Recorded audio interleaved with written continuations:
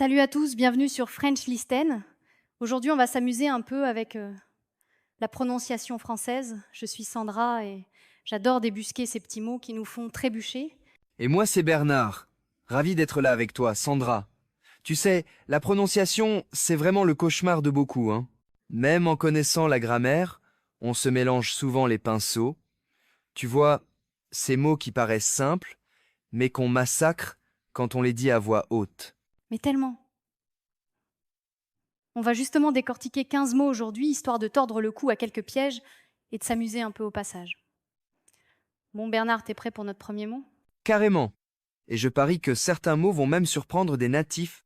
Alors, parlons d'un mot qui fait sourire ou pleurer, heureux. Sérieusement, il y a ce fameux U. On dirait presque qu'il faut faire la moue, non? Heureux. C'est pas heureux ni heureux. C'est vrai. Et tu sais quoi? Je me souviens d'un ami brésilien, il disait toujours « Ureru ». C'était adorable. Mais ça change tout. La clé, c'est vraiment se sont fermés, presque comme si on faisait un bisou dans l'air. Exactement. Le fameux U qui se retrouve d'ailleurs dans bleu, feu ou même que, faut presque s'entraîner devant le miroir, il n'y a pas de honte. Mais oui, ce genre de son, on se rend compte qu'on peut le rater même après des années. Tu t'es déjà planté sur un mot comme ça, toi? Ah, j'ai eu ma dose. Mais tu sais quoi? Un autre classique, c'est oignon. Franchement, qui a décidé qu'on écrivait ça avec autant de lettres muettes. Si tu le lis comme c'est écrit, c'est un désastre. Totalement. J'ai déjà entendu des gens dire oignon au lieu de oignon. Et puis, il y a fille.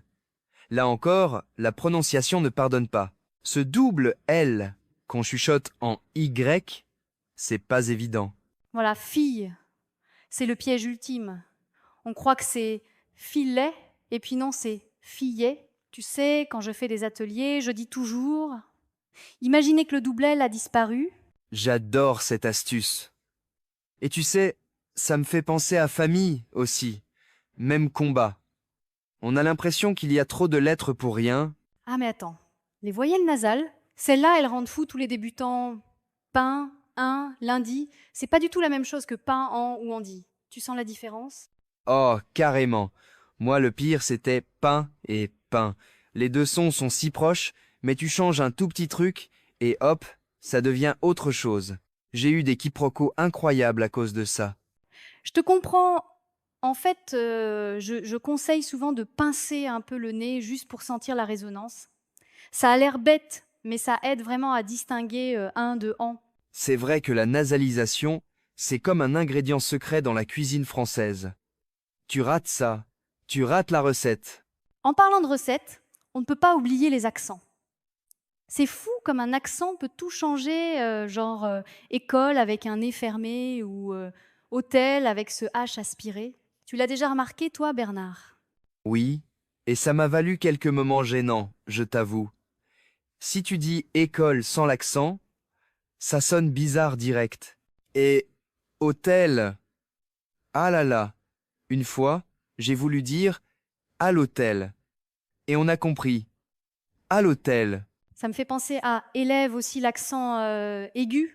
C'est comme une porte qui s'ouvre. Si tu l'oublies, la porte reste coincée. C'est tout un art.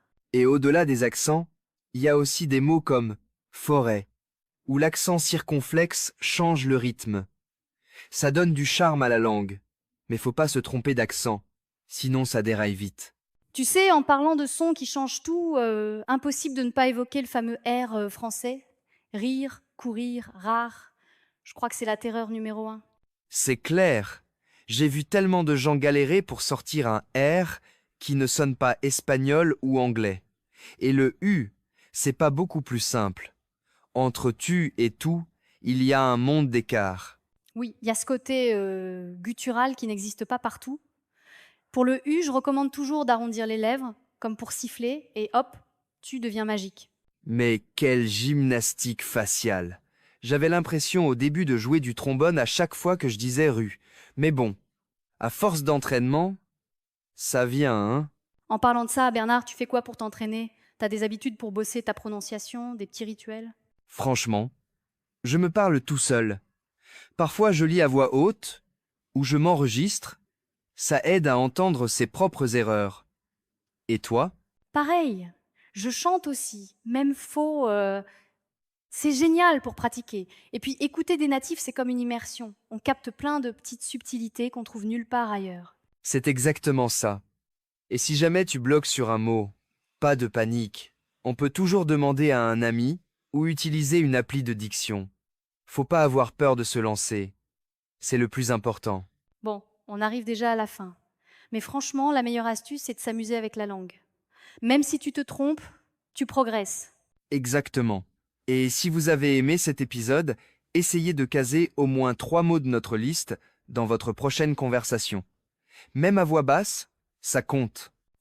On voudrait aussi vous remercier de nous avoir écoutés. N'hésitez pas à partager vos galères ou vos victoires de prononciation sur nos réseaux, ça nous fait toujours rire et puis ça inspire les autres. Merci à tous et surtout, continuez d'écouter, de parler, de vous tromper parfois et de recommencer. On se retrouve très vite sur French Leisten. À bientôt. Ne partez pas encore. Regardez maintenant la deuxième partie de l'épisode, elle vous réserve encore plein de conseils utiles et de surprises. Et si ce podcast vous a plu, pensez à vous, s'il vous plaît, abonner et à cliquer sur j'aime pour nous soutenir. À tout de suite dans la suite de l'épisode. Alors Bernard, content de te retrouver pour cette deuxième partie. Je dois avouer, la semaine dernière, j'ai failli renverser mon café en essayant de prononcer certains mots. Oh, mais Sandra, ça me rassure tellement. Je me souviens du mot écureuil. Il m'a donné du fil à retordre. J'ai même eu droit à quelques moqueries bienveillantes de mes enfants, c'est dire. Ah, l'épreuve de l'écureuil. C'est vraiment un piège pour tout le monde. Mais tu sais quoi? Aujourd'hui, on va justement décortiquer 15 mots qui posent souvent problème, pour que tout le monde puisse les maîtriser. Oui, et puis j'ai l'impression que même les natifs se trompent parfois. Ça rend la démarche moins intimidante, je trouve.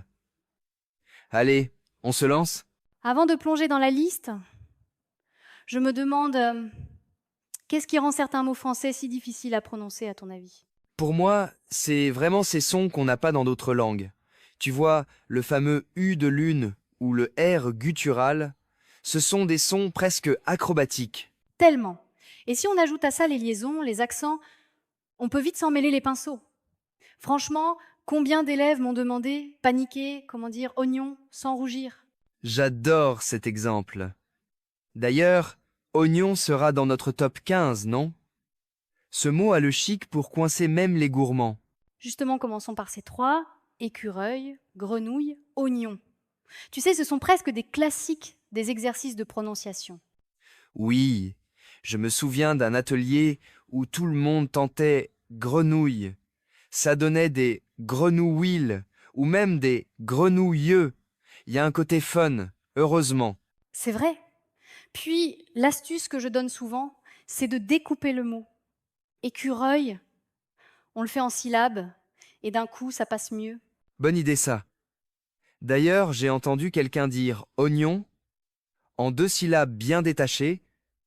Ça aide pour éviter le oignon trop rapide qui accroche. Exactement. En fait, ça marche pour plein d'autres, comme feuille ou fauteuil. Mais attends, tu connais, toi, un mot qui t'a vraiment bloqué? Ah, mais carrément. Le mot aiguille. Alors là, je butais toujours sur le gueuil, même après des années. J'ai dû m'entraîner devant la glace. Imagine la scène.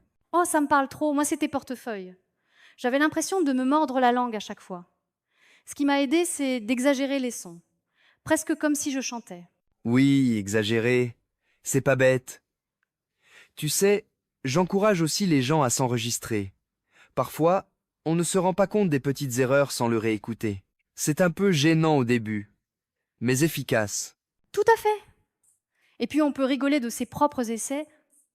Ça rend l'apprentissage plus léger.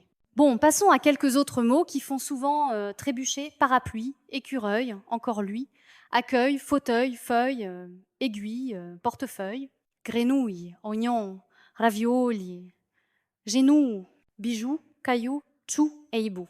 Ouh là, ça fait un beau bouquet de sons étranges. Tu sais, dans accueil, le œil, à la fin, c'est la terreur des débutants. J'aime bien leur dire de sourire en prononçant. Ça aide le visage à se placer. J'avais jamais pensé au sourire, mais c'est vrai que ça change tout. Une autre astuce que j'adore, inventer une petite phrase drôle avec le mot. Genre, le hibou joue au bijou sur le caillou, et là on travaille plusieurs mots d'un coup. Oh, excellente idée. Et puis, en s'amusant, on retient mieux. D'ailleurs, tu aurais une mini challenge de prononciation pour nos auditeurs maintenant? Allez, je propose qu'on lance le défi. Les auditeurs essayaient de répéter 3 fois rapidement 3 gros grenouilles grises grillent au soleil. Ça paraît simple, mais attention au piège. Oh, celui-là, il est costaud. Tu veux ma perte? Mais sérieusement, ça montre que pratiquer à voix haute, même en se trompant, ça fait progresser. Le tout, c'est de rester patient et bienveillant avec soi-même. Exactement. Et puis chaque petit progrès compte. On n'est pas là pour être parfait, mais pour oser et s'amuser aussi. Tu veux ajouter un dernier mot, Bernard? Juste, n'ayez pas peur de vous tromper. Les erreurs, c'est notre meilleur prof en fait. Et qui sait, peut être que bientôt, Écureuil n'aura plus de secret pour vous. Bon, on arrive déjà à la fin. Franchement, j'ai adoré cette session et j'espère que nos auditeurs aussi. Si vous avez aimé, partagez vos tentatives ou vos anecdotes sur nos réseaux. Merci Sandra, c'était super enrichissant et drôle, comme d'hab. Et puis, qui sait? La semaine prochaine, on pourra être testé de nouveaux virelangues encore plus corsés. D'ici là, bonne pratique à tous. Prenez soin de vous, amusez-vous avec le français et on se retrouve très vite sur Franche Leisten. Ne partez pas encore. Regardez maintenant la 3e partie de l'épisode qui vous réserve encore plus de conseils utiles et de surprises. Et si vous aimez ce podcast, n'oubliez pas de vous abonner et de cliquer sur j'aime pour nous soutenir. À tout à l'heure pour la suite de l'épisode. Alors, j'ai quelque chose de super cool pour toi aujourd'hui. On va parler de prononciation française, mais pas n'importe comment, tu vois? Ah, génial. La prononciation, c'est vraiment la clé pour se faire comprendre et pour apprécier la beauté de la langue française. Exactement. Et on a préparé une liste de mots, enfin, 15 mots qui sont souvent mal prononcés ou qui posent problème aux apprenants. C'est ça? C'est tout à fait ça. Ce sont des mots qui reviennent souvent, et les maîtriser, c'est un vrai plus pour la confiance en soi et pour la fluidité de l'expression. On est sur French Listen, n'est-ce pas? Alors, autant bien écouter et bien prononcer. Absolument. Alors, on commence par quoi? Quel est le premier mot sur notre liste? Alors, le premier mot, c'est « monsieur ». C'est un mot très courant, mais la prononciation peut être délicate. Beaucoup de gens ont tendance à prononcer toutes les lettres, mais il faut bien insister sur la nasalisation et ne pas prononcer le « R » final. Ah oui, c'est vrai. Donc on dit monsieur. Quoi? C'est ça? Exactement. Monsieur. La nasalisation est très importante. Elle donne ce son particulier au mot. Et n'oubliez pas de R à la fin. Ok, c'est noté. Le suivant? Le suivant, c'est madame. C'est le même principe que monsieur, mais au féminin. On a la nasalisation, mais pas de R final. Madame. D'accord, facile, non? En théorie, oui. Mais dans la pratique, beaucoup de gens se trompent. L'important, c'est d'être attentif et de s'entraîner régulièrement. Pensez à French Listen. Écoutez-nous bien. Ok, après madame, qu'est-ce qu'on a? On a le mot oiseau. Alors, celui-là, il est un peu plus compliqué. Il y a le son OI qui peut poser problème, et la liaison avec le mot suivant peut être délicate. Ah oui, le son OI, c'est pas toujours évident. Comment on fait pour bien le prononcer? Il faut bien ouvrir la bouche et prononcer les 2 voyelles distinctement, OI. Et pour la liaison, il faut faire attention au contexte. Par exemple, on dira un oiseau bleu en faisant la liaison entre oiseau et bleu. D'accord, donc c'est une question de pratique, quoi? Absolument. Plus on s'entraîne, plus ça devient naturel. Et n'oubliez pas d'écouter des locuteurs natifs pour vous imprégner de la prononciation correcte. C'est ça l'intérêt de French Listen, non? Oui, c'est vrai. Quel est le prochain mot? Le prochain mot, c'est plus. Alors, plus, c'est un petit mot, mais il peut avoir plusieurs prononciations différentes. Parfois on le prononce, parfois on ne le prononce pas. Tout dépend du contexte. Ah, c'est compliqué, ça. Comment on sait quand il faut le prononcer ou pas? C'est une question de règles grammaticales et d'usage. En général, on prononce plus quand il est suivi d'un adjectif ou d'un adverbe, et on ne le prononce pas quand il est suivi d'un nom. Mais il y a des exceptions, bien sûr. Le mieux, c'est de consulter un bon manuel de grammaire ou un professeur de français. D'accord, donc il faut faire attention. Quel est le mot suivant? Le mot suivant, c'est œuvre. C'est un mot qui commence par une voyelle et qui est souvent suivi d'un mot qui commence aussi par une voyelle. La liaison peut être difficile à maîtriser. Ah oui, la liaison, toujours la liaison. Comment on fait dans ce cas-là? Il faut bien prononcer les deux voyelles distinctement et faire une légère pause entre les deux mots. Par exemple, on dira une œuvre importante en faisant une légère pause entre œuvre et importante. Mais, encore une fois, ça demande de la pratique. Écoutez bien comment les Français parlent dans French Listen. D'accord, c'est noté. Et après œuvre, qu'est-ce qu'on a? On a le mot 20. Alors, 20, c'est un nombre, mais il est souvent utilisé dans des expressions comme 20 ans, 21, etc. La prononciation du T final peut poser problème. Ah oui, le T final. On le prononce ou pas? En général, on ne le prononce pas. Mais il y a des exceptions. Par exemple, on prononce le T dans 21. Mais dans 20 ans, on ne le prononce pas. C'est encore une question d'usage. D'accord, il y a beaucoup d'exceptions, hein? Quel est le mot suivant? Le mot suivant, c'est août. C'est le mois d'août. La prononciation du AO peut être un peu difficile pour les non-francophones. Ah oui, comment on prononce ça, exactement? Il faut bien ouvrir la bouche et prononcer les deux voyelles distinctement, AO. C'est un peu comme le son O dans chaud, mais plus ouvert. Août.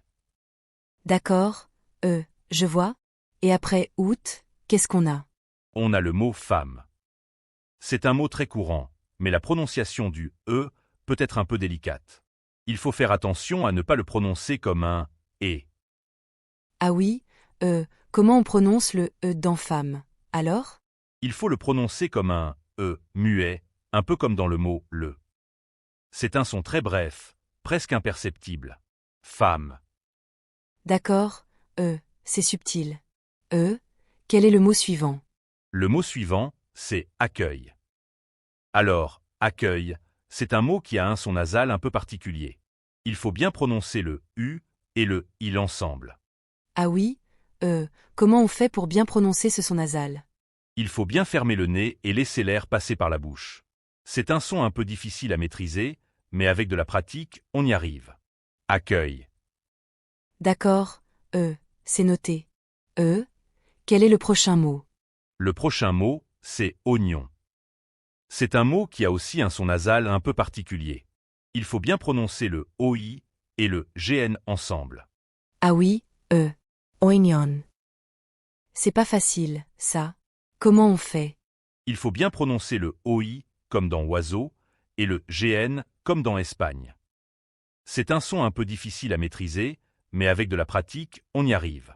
Écoutez-nous bien sur French Listen, on vous montre. D'accord, je vois. Et après oignon, qu'est-ce qu'on a? On a le mot monsieur. Ah non, on l'a déjà fait. Excusez-moi.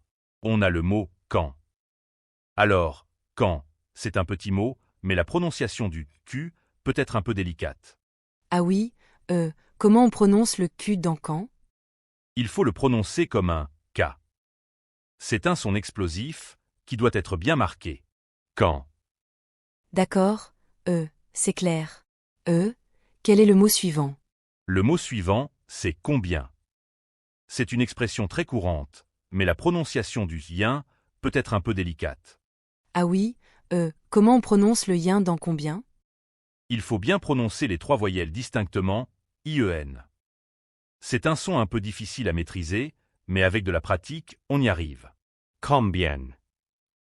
D'accord, je vois. Et après combien, qu'est-ce qu'on a? On a le mot il. C'est un pronom personnel, mais la prononciation du elle peut être un peu délicate. On le prononce ou pas? Ah oui, elle dans il. On le prononce ou pas? En général, on ne le prononce pas. Mais il y a des exceptions. Par exemple, on prononce le L dans ils sont. Mais dans ils vont, on ne le prononce pas. C'est encore une question d'usage. D'accord, c'est compliqué. Quel est le dernier mot? Le dernier mot, c'est gentil. Alors, gentil, c'est un adjectif, mais la prononciation du il peut être un peu délicate. Il faut faire attention à ne pas le prononcer comme un il. Ah oui, comment on prononce le il dans gentil? Alors?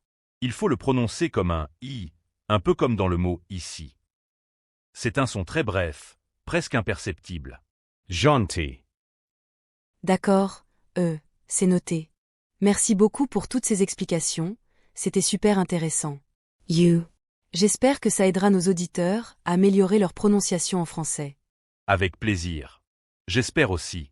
La prononciation, c'est un travail de longue haleine, mais c'est tellement gratifiant de pouvoir s'exprimer clairement et de se faire comprendre. Alors, continuez à vous entraîner, et n'oubliez pas de nous écouter sur French Listen pour vous inspirer et vous motiver. Absolument. Et n'hésitez pas à nous poser vos questions, on est là pour vous aider. Merci à tous d'avoir écouté cet épisode de French Listen, et à bientôt. À bientôt et n'oubliez pas, la prononciation, c'est la clé.